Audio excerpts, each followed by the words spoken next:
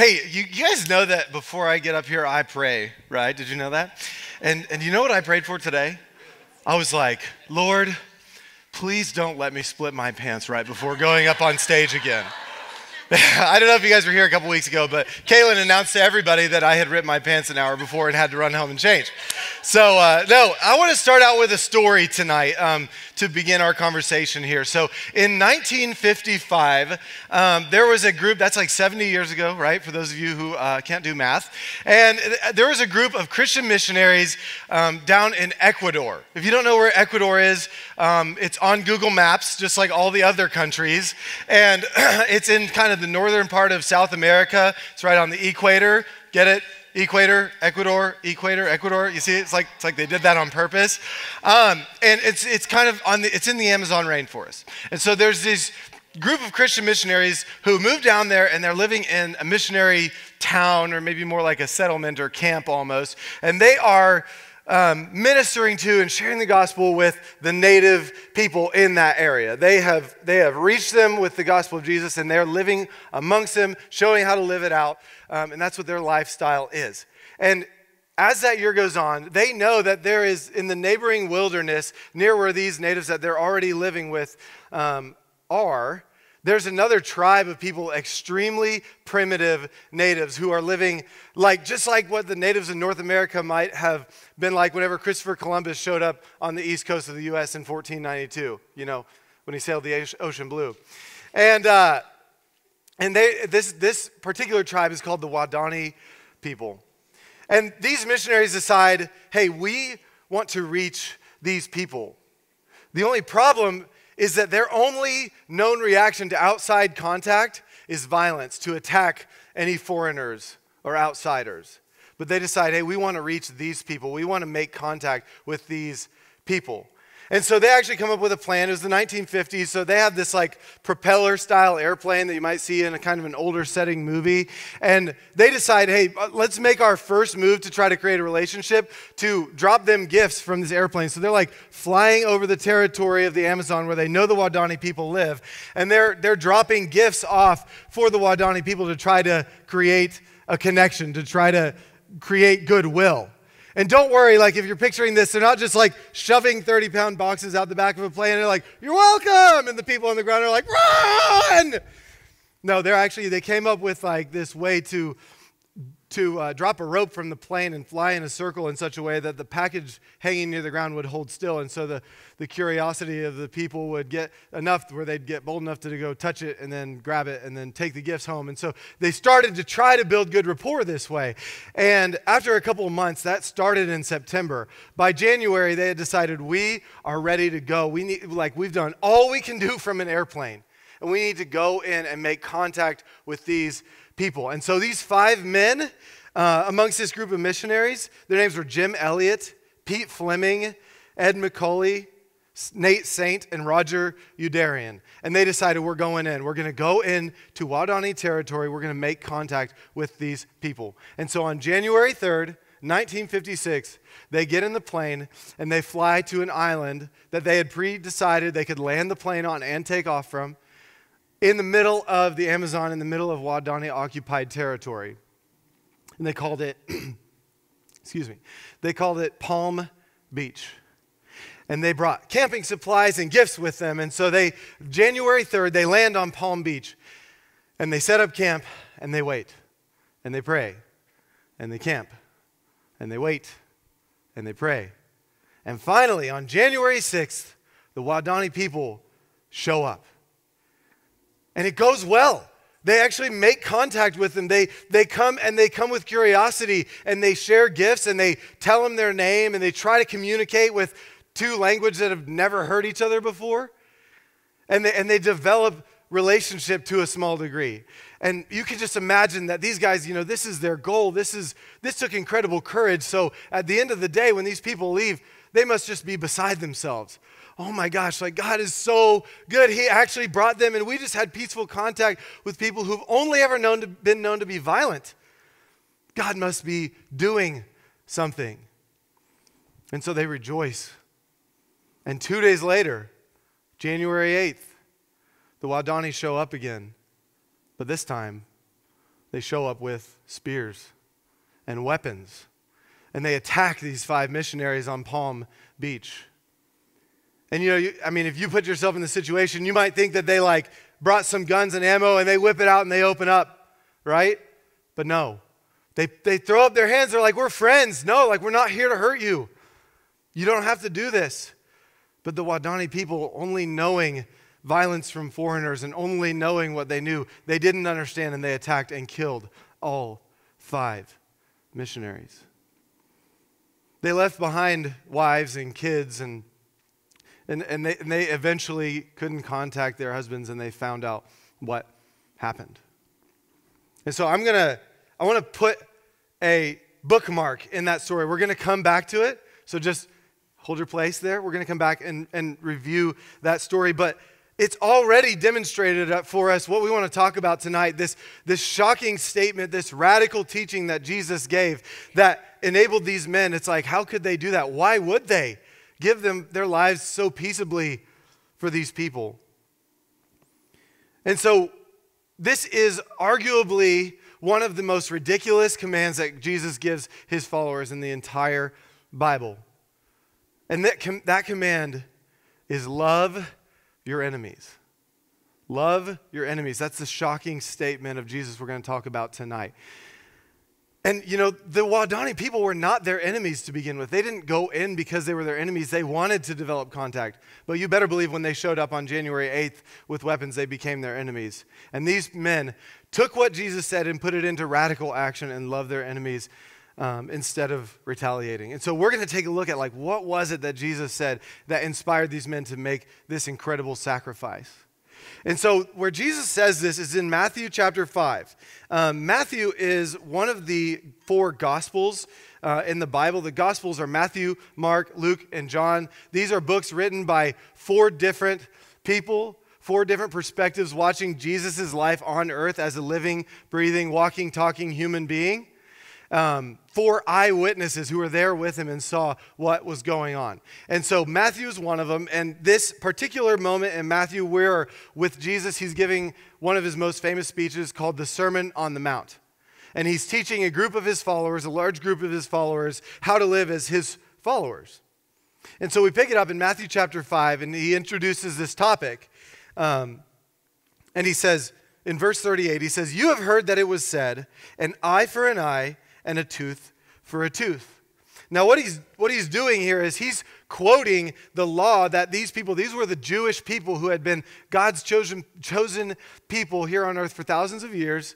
And he had given them what we call the Old Testament law. It shows up in the Old Testament, the earlier parts of the Bible that we know today. God had given them this law to govern the way they interact with each other and with him. And one of those laws, this was a law about justice, an eye for an eye and a tooth for a tooth, saying, hey, if someone attacks you and gouges your eye out and they're found guilty of that crime, then their eye will be gouged out. It was justice. You get what you give type of thing. But these people at the time when Jesus is teaching this message, they had been using it as an excuse to take revenge on each other and to be cruel to each other. And so he's saying, you are not getting it. So he says, eye for eye and tooth for tooth.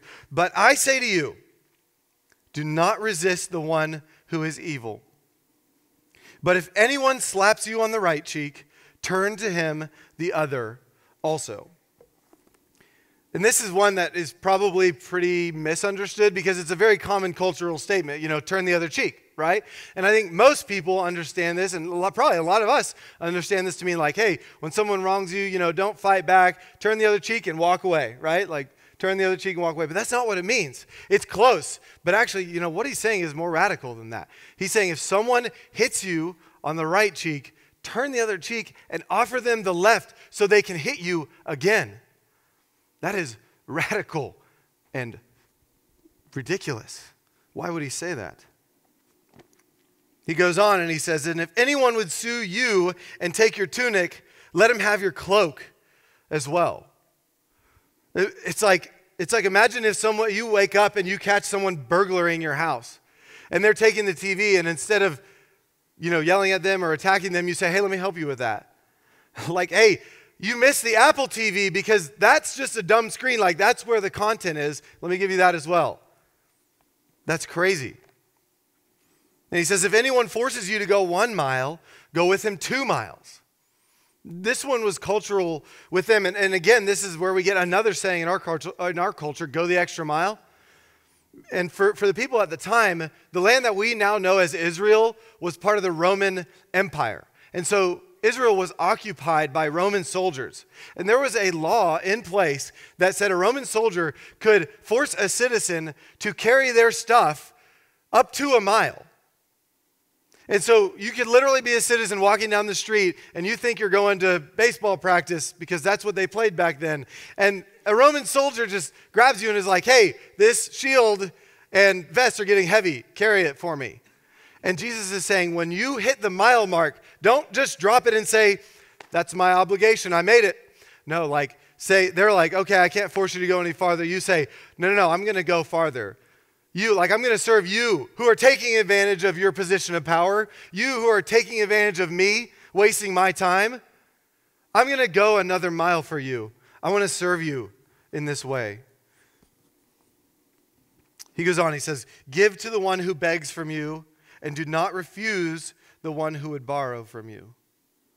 And then he quotes another law. He says, you have heard that it was said, you shall love your neighbor and hate your enemy.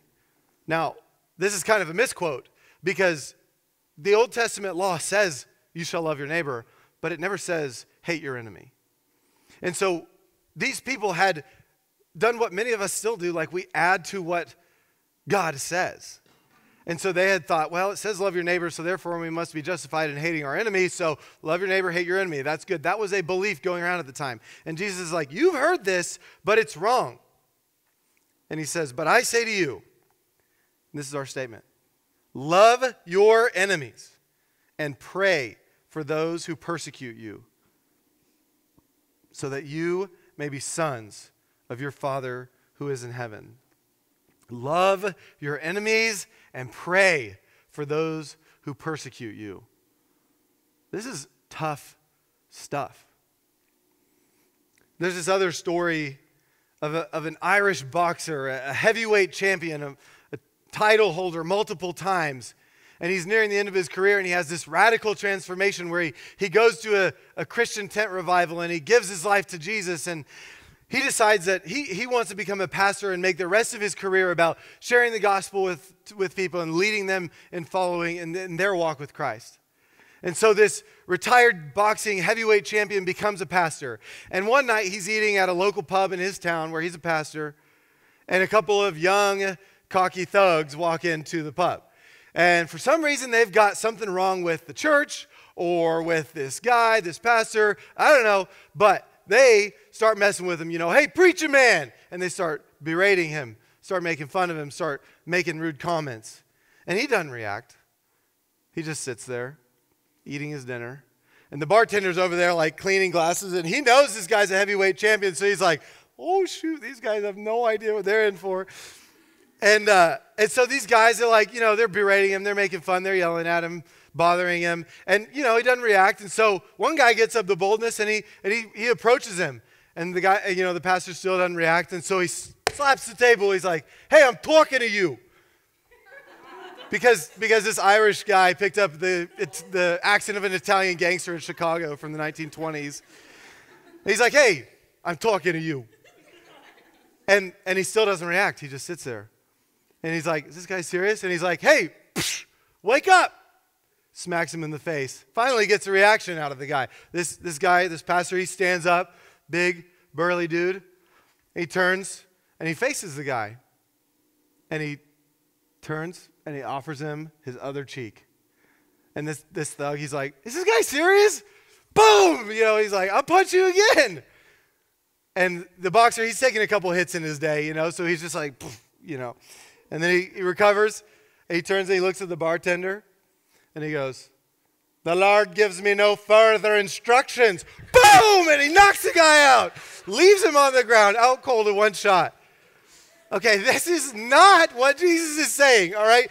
He's not giving you a 1-2 countdown, like, okay, there's one, okay, there's two, click, boom! That is not what he's saying, okay? So what is he saying? What is he telling us to do? And so I want to look at a couple stories in the Bible of how Jesus walked out what he taught and how his followers were affected by his actions there, and they did the same too. They took him literally for what he said. And we're going to see that as we go through a couple of stories. And so the first story is, it's how Jesus lives this out. And there's a multitude of stories, but this one speaks to me in particular. I just think it's so unique. And so if you've heard of Jesus, if you know anything about him, you probably know that he was crucified. He was tortured and killed on a Roman cross with nails, spikes driven through his arms and his legs, attaching him to these wooden beams. And that's where and how he died. And you probably even know that he was beaten brutally and tortured on his way to the cross where he died. And, Jesus, we know that Jesus was God. And so he knew that this was in his future. He knew this was coming. And the very night that he was arrested by the people who wanted this done to him, he was in this place we call the Garden of Gethsemane. And it's up on a hillside just outside of the city of Jerusalem. And he's there and he's praying. He wants to go out by himself and pray. And he brought a couple of his closest friends, his disciples, with him to just kind of stay and watch and keep guard for him. And so Jesus finishes up his prayer time and he's walking back. He's approaching his disciples and the angry mob shows up. And they've got their swords. They've got their clubs. They've got their torches. They are ready for his head. And they surround him. And his friend Peter's a little bit of a hothead. So Peter whips his sword out and slashes off the ear of one of the guys in this mob. Okay, put yourself in Jesus' shoes at this point. You know what's coming. You know they're there to arrest you. What do? You're probably like, yeah, Peter, get him, and run, take off, right? Thank you for protecting me. But no, that's not what Jesus did. Instead, he's like, Peter, no, stop. And he bends down and he picks up the guy's ear and he puts it back and he heals this guy. He reattaches his ear and heals this person who's there to arrest him. You know what happens next? They arrest him and they take him away to begin this trial of torture leading to ultimately his death. That's crazy. He knew what was coming. Why would he do that? How could he do that? But part of what we see when people love like this, they love their enemies radically like this, is this chain of cause and effect. And these actions that Jesus took in his life affected his followers so much that they did take what he said literally. And one of those followers, his name was Stephen. And when we look in the book of Acts, that's A-C-T-S, not Axe like A-X-E, like the body spray. Stephen is one of Jesus' followers who, Acts is about these people who after Jesus died and rose again and then ascended into heaven to spend eternity with his Father. This is what his followers did, the Acts of the Apostles. That's what this book's about. And Stephen, we find that he is out sharing the message of Jesus, saying to people, hey, the Messiah, the Savior, he came and he died for you so that you could have a free gift of forgiveness and a promise of eternity in heaven. And he's, the Jewish people who had been God's people that didn't recognize Jesus as the Messiah, he's calling them out. He's telling them, you missed it. Listen to me, you're missing it, and you're still missing it. And they did not like what he said. They were so insulted by what Stephen had to say to them that this group of leaders ended up becoming an angry mob, and they dragged Stephen outside of town, and they began stoning him. Do y'all know what stoning is? Some of you are like, yeah, bro. That's not what I'm talking about, though. Stoning was this method of capital punishment where you would be restrained. If you're the executee, is that what you are? I don't know. You'd be restrained, and people would pick up stones and they would hurl them at you. And we're not talking pebbles. I'm talking like fist-sized or bigger rocks, and they'd hurl them at you, at your head, until you died. You got to think about this. This is like your cranium is being broken. Your head is being caved in. You die from blunt force trauma. This is an intense and gory way to die.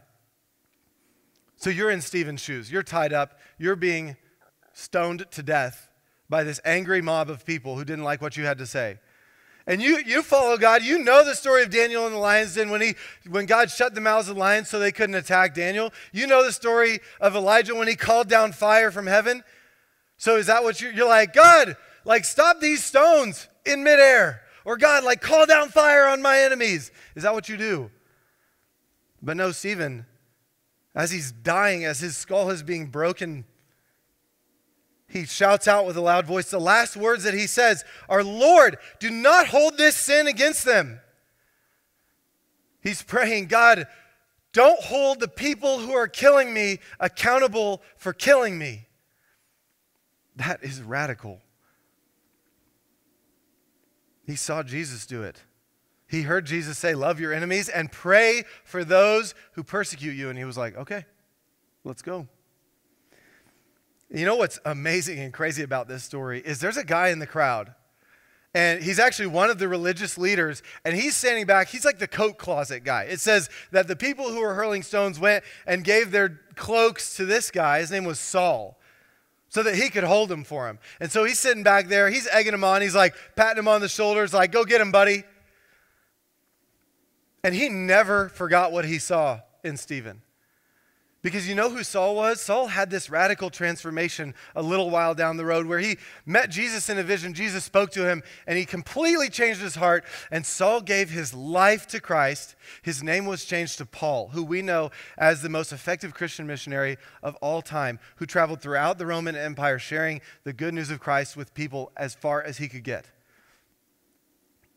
And he even says later in life that he remembers the stoning of Stephen from when he was famous for hunting down Christians.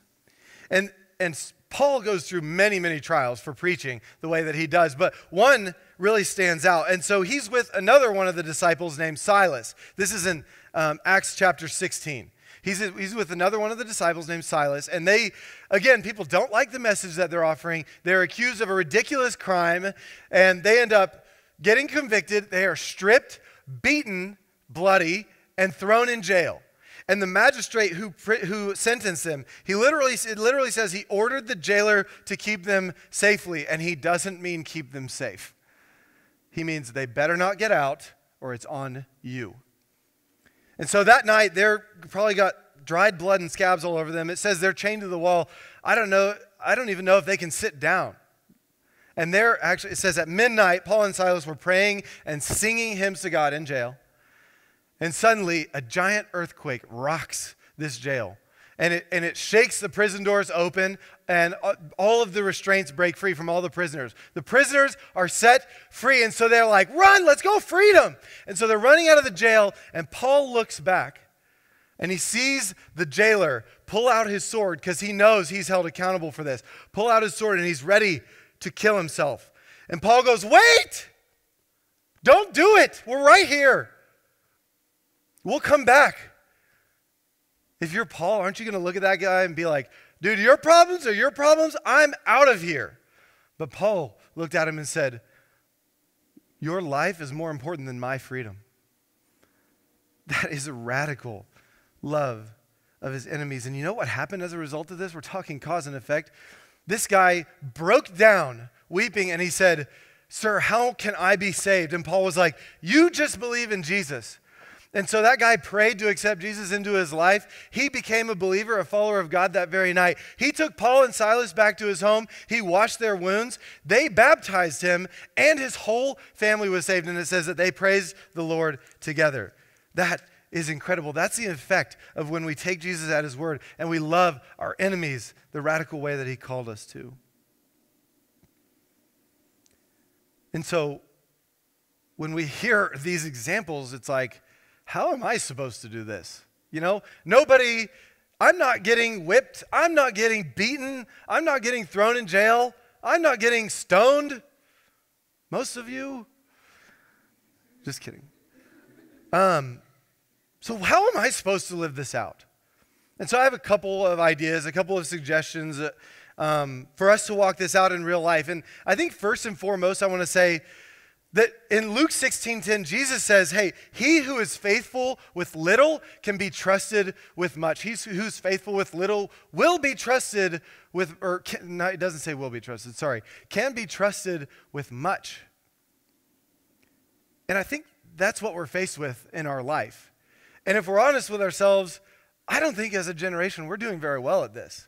Because we look at Stephen and Paul praying for the people who are killing them, or giving up their freedom so that this guy wouldn't kill himself.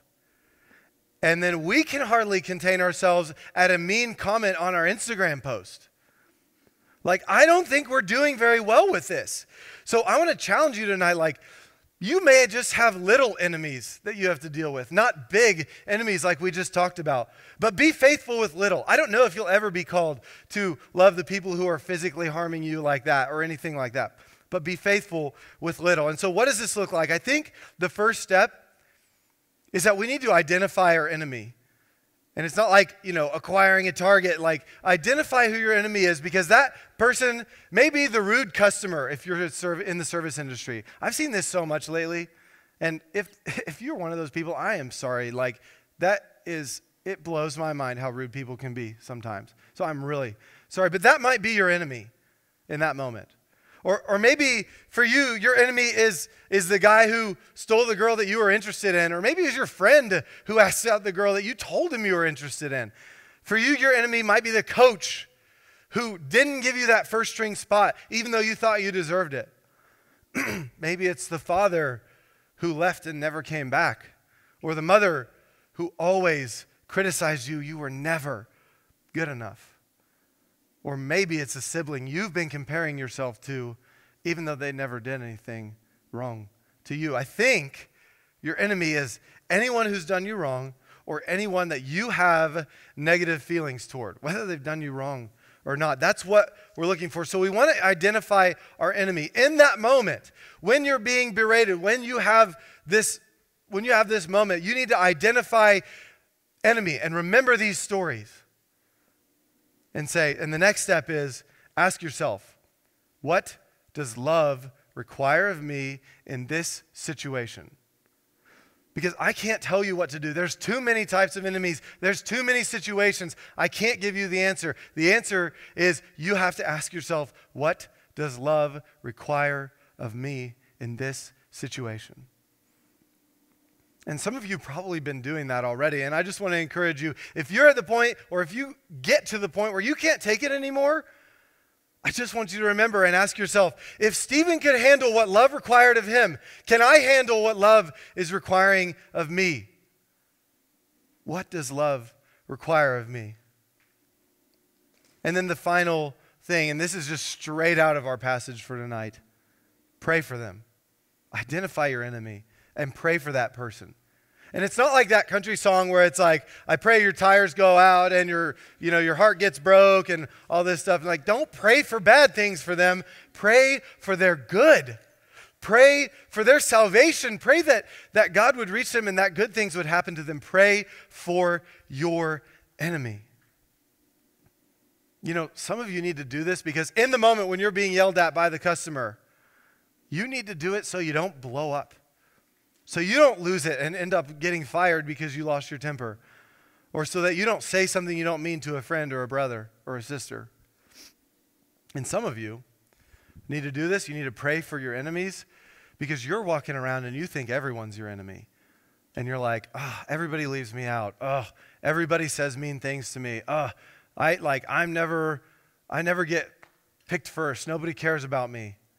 And you need to do this because you don't realize, and maybe this will help you, that the only enemy you have is yourself and the expectations you're holding of other people. And maybe if you pray, God will give you some perspective on that. So, remember that he or she who can be trusted with little can be trusted with much. And so we want to take the little situations and apply Jesus' teaching. We want to identify who the enemy is and remember these stories. Remember this commandment. And we want to ask, what does love require of me? And we want to pray for our enemy.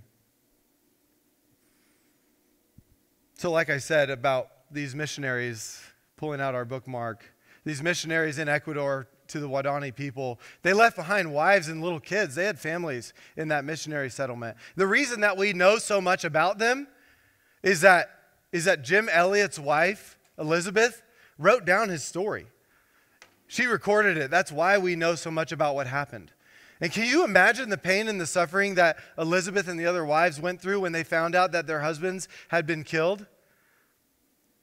After January 8th, 1956, Elizabeth went back to the United States with her little daughter who just lost her father. And she mourned and she grieved over the loss of her husband. She grieved over the loss of her little girl's father, the good father that he was supposed to be for her. And she spent time with friends, recovering and praying. And based on what she did next, I think she must have been praying for the Wadani people. She must have been praying for her enemies. Because what Elizabeth Elliot did next is she went back. 2 years later, 1958, Elizabeth Elliot took her daughter Valerie along with Rachel Saint, the sister of Nate Saint, who died next to Jim on Palm Beach. These women, they went back to Ecuador, back to their settlement, and they went back and approached the Wadani people. Man, if you want an example of being hit in the face and offering the other cheek, how about a wife going and said, "You took my other half, how about me?" They went back, and you know what? It worked.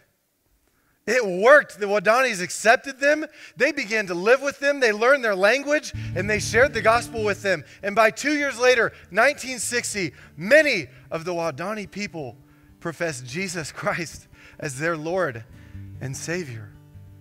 All because Elizabeth Elliot and Rachel Saint were willing to love their enemies and pray for them and follow literally and radically this commandment that Jesus gave.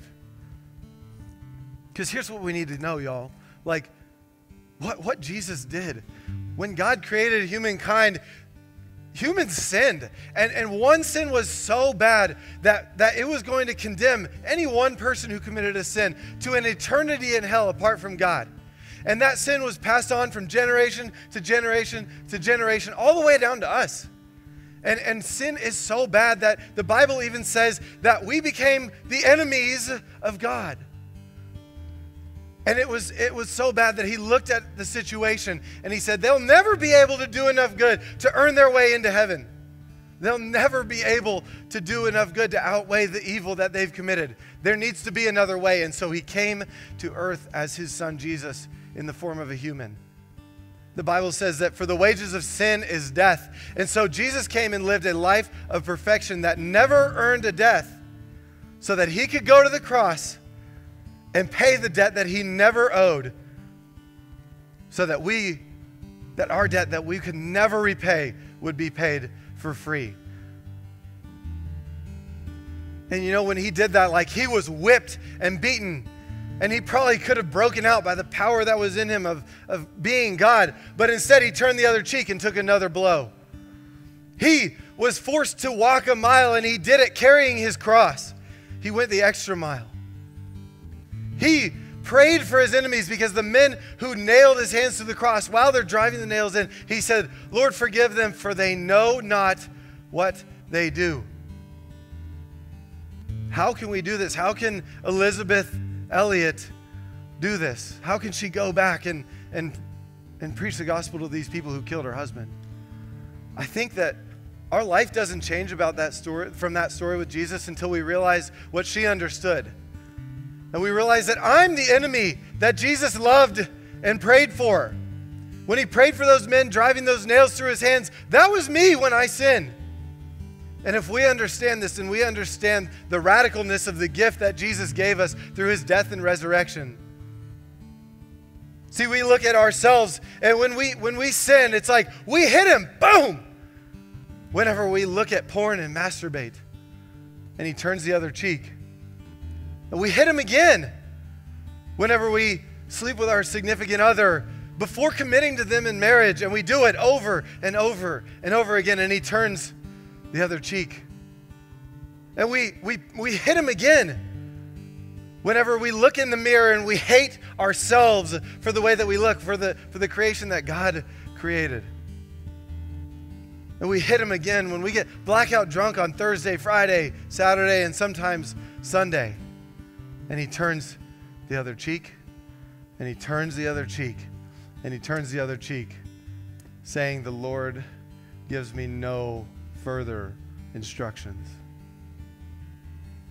And I pray that some of you guys would realize that tonight. Like, that's the life-changing power of the gospel, is that I'm the one who needed that death, and he paid it for free. So if you're realizing that for the first time tonight, maybe tonight's your night. Like, come and talk to me. Come and talk to someone who brought you here. Come and talk to someone who follows Jesus and you know that loves him and has given their life to him. Let them tell you what he's done in their life. And if you want to, it could be your night to give your life to him and experience the freedom that comes with that salvation. So I offer that to you tonight.